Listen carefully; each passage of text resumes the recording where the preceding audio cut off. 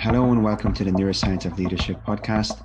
Today we have Stacey Ashley, leadership expert. Stacey, welcome and thanks for joining us. Oh, real pleasure to be here, Declan. Thank you. So Stacey, I can see behind you there, you have your latest book. Congratulations. Really glad you could join us today. I wanted to gain some of your insights into leadership, and you cover a lot of areas, including self-leadership. Maybe if you can tell us a little bit about yourself and your background and your passion for leadership, all kinds, and what led you to, become a leading author. Sure thing. So I was reflecting on this when I tell my story, and I think I led my very first team on stage at the age of 6, and and ever since I've been leading. So my corporate career was in really big organisations, leading significant change and transformation. And what I recognised during that time was that I probably learnt more from my dad about leadership than I did about the people that I was working with. And I sort of got to a point where I was like, well, where do I look to get that insight into how to actually elevate my own leadership? And so that really is what led me to start my practice about 15 years ago, to help the creation and development of more leaders, because I feel like there's just not enough being done to support leaders as they develop through their careers and through the different levels of leadership. It's just sort of assumed that people will figure it out, and I think that's a little unfair and unreasonable. Yeah. So the world needs more leaders, so let's give them the things, the equipment and the tools and the ideas and the strategies that will help them to be really successful as leaders and effective as leaders, because we need more of it.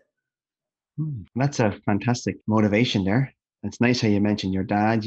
I think a lot of that leadership comes from, if you're fortunate enough with strong role models in life. So that's what leadership's all about. Tell us, Stacey, about, let's say, some of the leadership challenges today. A lot exist.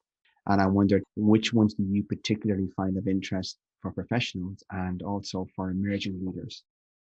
Yeah, I think that most of these challenges have always been around, but I feel like as the world moves faster, we become sort of more connected globally. The generation of information increases, the rate of change increases. I think this just kind of amplifies all of the challenges that already existed to leadership.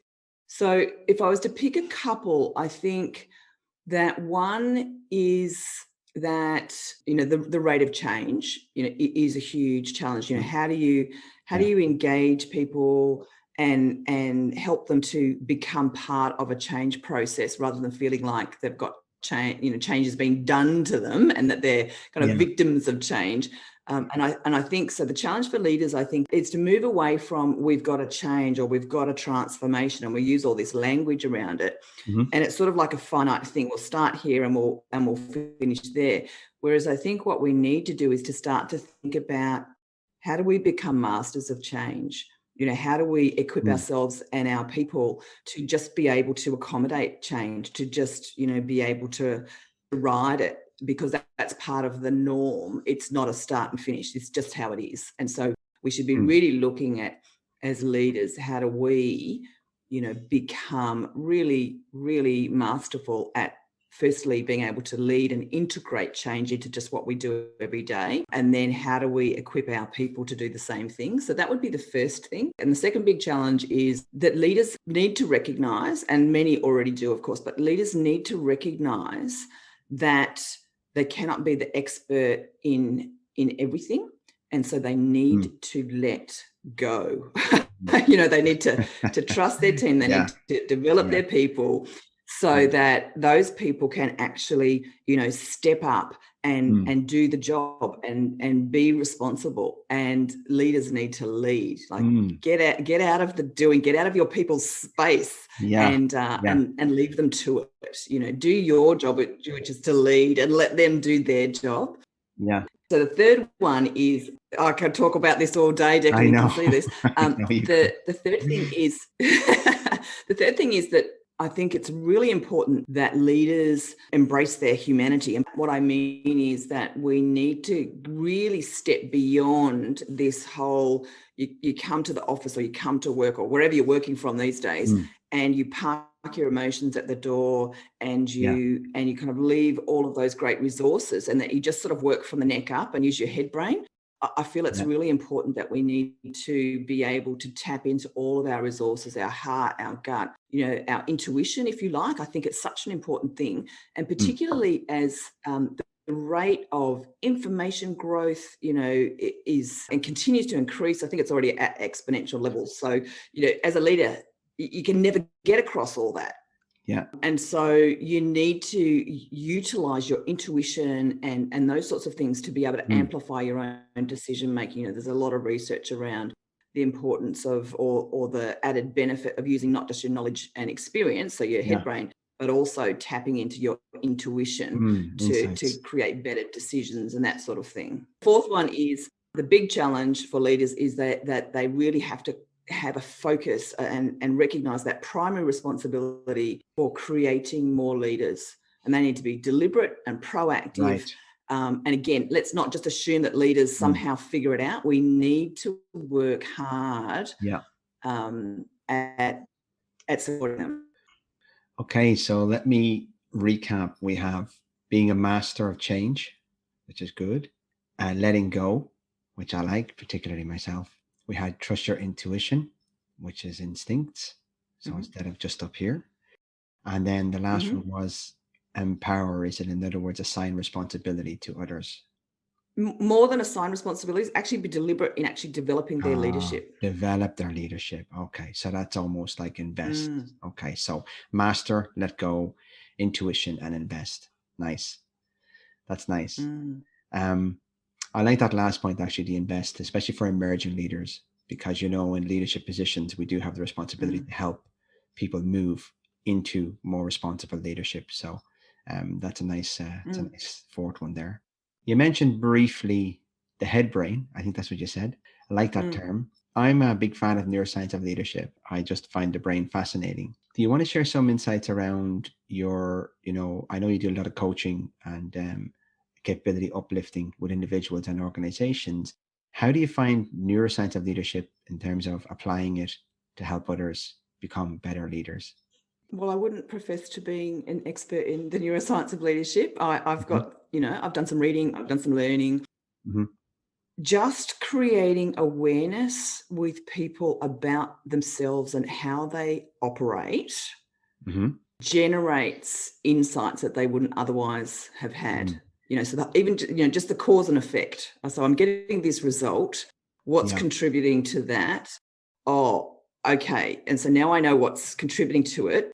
I can be much more aware of it, much more conscious of it, make different choices. And so that could be anything from inherent biases to emotional responses to patterns of thinking, and so when you kind of shine a light on that and allow people to recognize it, then it just creates opportunity for them to, well, obviously to recognize it, but then to go, well, how do I feel about that? What would I like to do about that? How can I change it? How can I do it differently? How can I learn from it? What are my different choices and options? And so I think that as we can help people to kind of raise their own levels of self-awareness about how they operate, how they tap into their own resources, then I think we open up a world of opportunity for them as leaders. Yeah, it's great.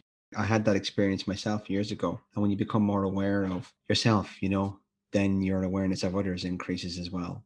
So, what they say, the more you know yourself, the more you know others. And it definitely helps in leadership, especially with things like regulating or emotional situations or becoming, including biases, which are a devil. Biases are everywhere. So you have to recognize bias, no matter how much we may deny.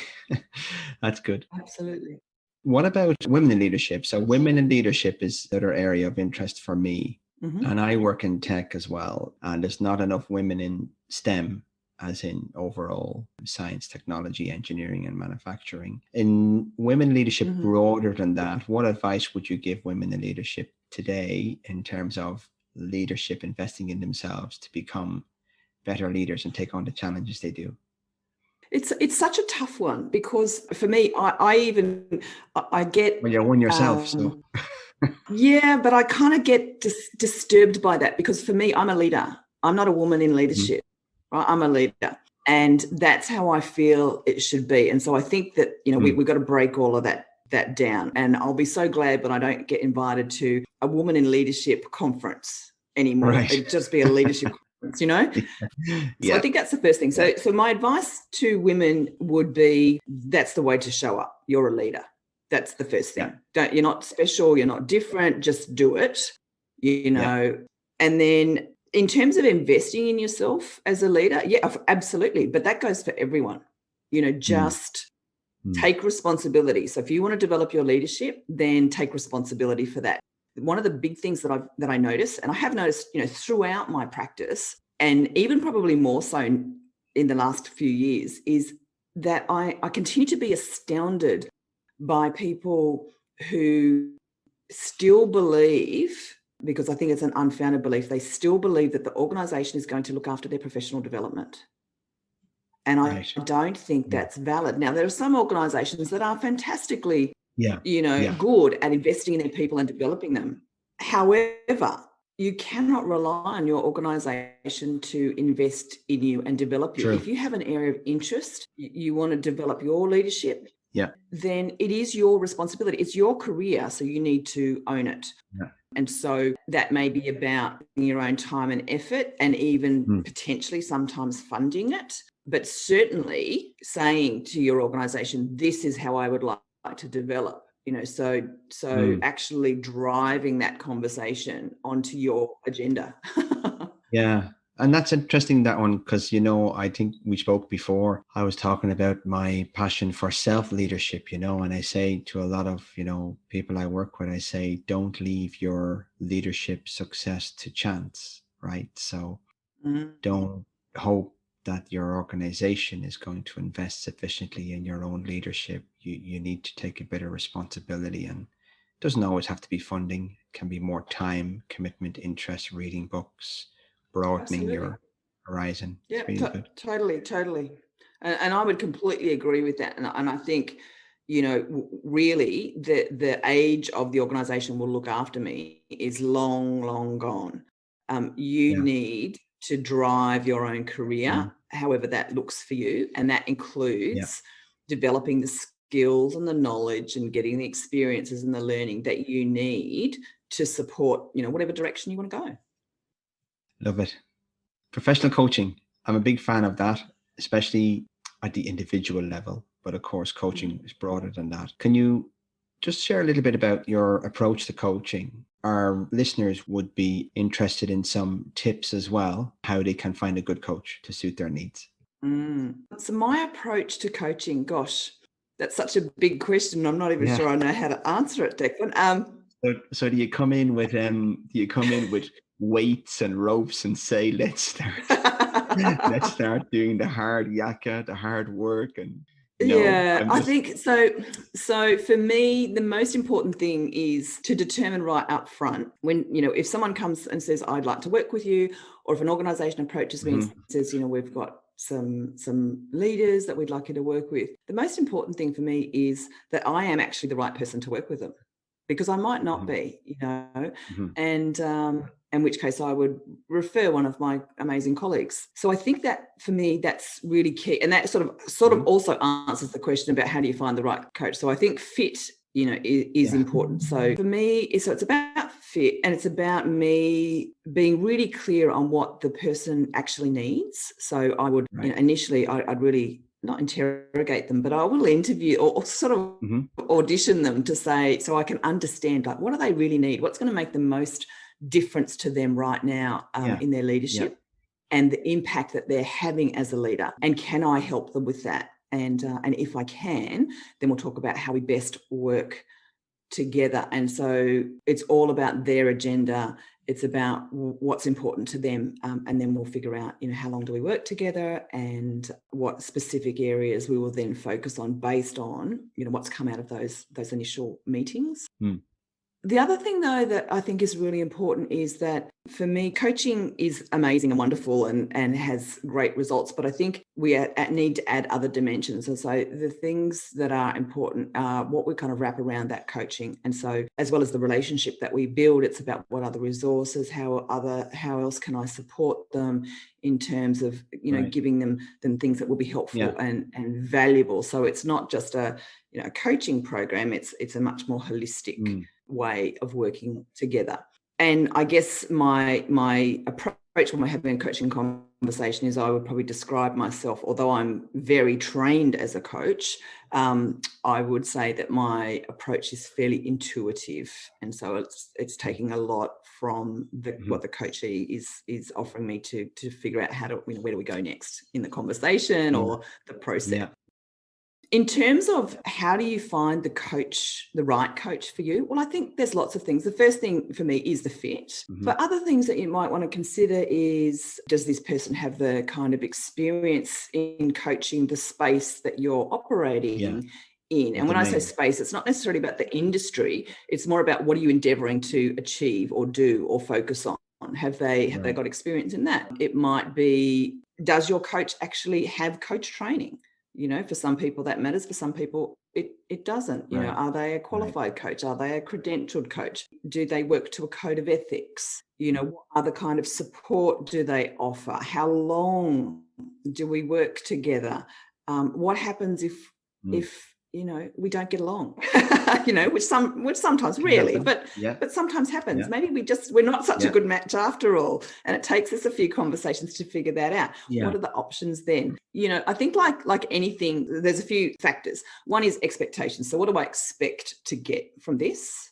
Another one is, how do I expect to operate, or how I like to operate? Do I like to operate face to face, or do I like to do things fast and intensive, or slow and more kind of give me more thinking Depends on time? the individual, doesn't it? What works for them. Absolutely. And then the third thing is, what experience does the coach bring, so that we've got the fit across all factors. That's great advice. People would be interested in your experience, and in particular your book, The Being of Leadership, a Practical Guide. Can you maybe take a minute or two to tell us a bit about it, why you wrote it, and a bit about what you think, the key messages are? Okay, so first, Lead Yourself, like my first book, it's been a while in kind of the generating, so it's been percolating for a little while, and I finally sort of pen to paper. But when I think about leadership, I think about three key dimensions of leadership, which is sort of the platform that you build your leadership on. And the first one is to lead yourself. The second one is to lead your tribe, and the third one is to lead your world, or sort of the ecosystem in which you operate. And so we start with first lead yourself. For me, to first lead yourself is sort of the ticket to be allowed to lead other people. If you're not showing up as a leader, if you're not developing yourself as a leader, if you're not using your strengths, your own awareness of self, exactly, then should you be leading others, I guess, is the question. And so so the challenge in first lead yourself is sort of to step up to be the leader that you wish you had and it gives you a whole range of practical ideas about how you can become the leader that you really aspire to be. And in that process, it is a becoming. So it is a being of leadership. It's not just knowing about leadership. It's not just taking some leadership actions. It's actually stepping into the space and owning your leadership and showing up, and being, a leader. So it is how you think, it's how you feel, it's all of those things. And so in the process of doing that, you start to obviously become that leader, but also it starts to, as I said, get you the ticket to the bigger game of being able to lead and inspire and influence and impact the people around you, because already by just working on your own leadership, you're starting to role model leadership. You are starting to show other people what leadership actually looks like. And so just through that cascade, you're starting to actually develop other leaders. And so first lead yourself is about doing, kind of three things. The first one is to face up. So hold the mirror up and have a good look at your leadership. And there'll be some things that you, some things that you go, wow, that's amazing. and some things that you'll go, yeah, that's not so amazing. So that's the first part. Yeah. Okay, so that's an honest look at yourself. Yeah. Take an honest look at yourself. And it doesn't matter what you see. It's just about recognizing where you are, because then that gives you a basis to move forward. The second part of the approach is then to show up. So knowing all of that, to actually show up at your best as you are at the moment. Yeah. No, yes, you can still have areas of development, but show up present, self-directed, that sort of thing right now, every single day. The third thing is to step up, and that's where you grow your leadership, knowing where you are, and you're showing up every day, but where do you want to grow and develop? And so those are the sort of the three prongs, I guess, of how to actually first lead yourself. Easy to remember, though. I think they're easy to remember. So face up, show up, step up. Yeah. Yeah. And so the book really just talks you through and gives, I think one of the things that I'm able to do is to take really complex sort of ideas and turn them into really simple strategies that people can implement quite easily. And so that's what this book is about. It's not about just having big theoretical ideas, but to actually go, you could do it this way, or you could do it this way, or you could do it this way.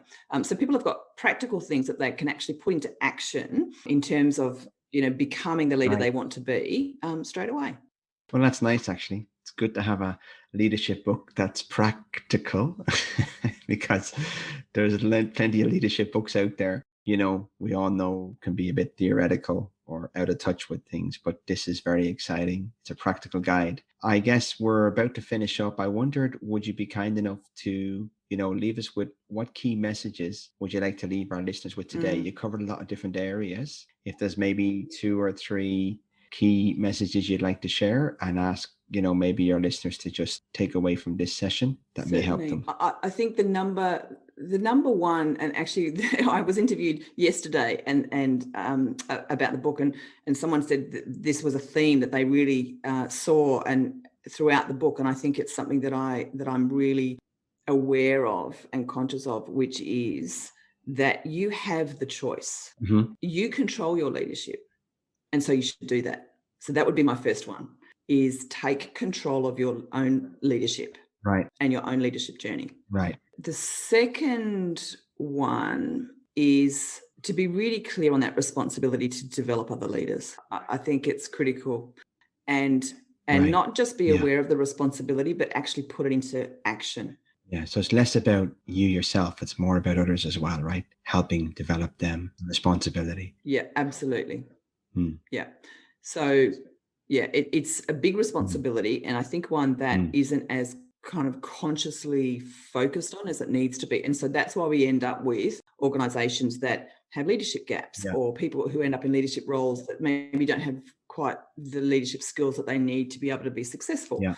So control your own leadership, take responsibility for developing other leaders. And I think the third one would be enjoy the ride.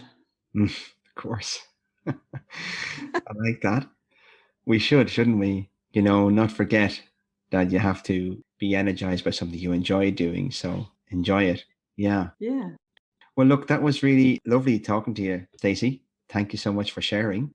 Thanks so much, Declan. Really enjoyed speaking with you today. It's been really enjoyable listening to you. I look forward to reading your book. Thanks very much. And thanks to our listeners.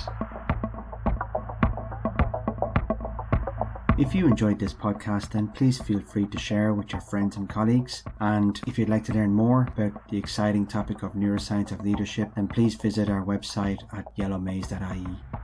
I'm also always looking for speakers. If you're interested in sharing your insights and you'd like to be a guest on one of my podcasts, then please email me on declan@yellowmaze.ie. Thanks again for listening.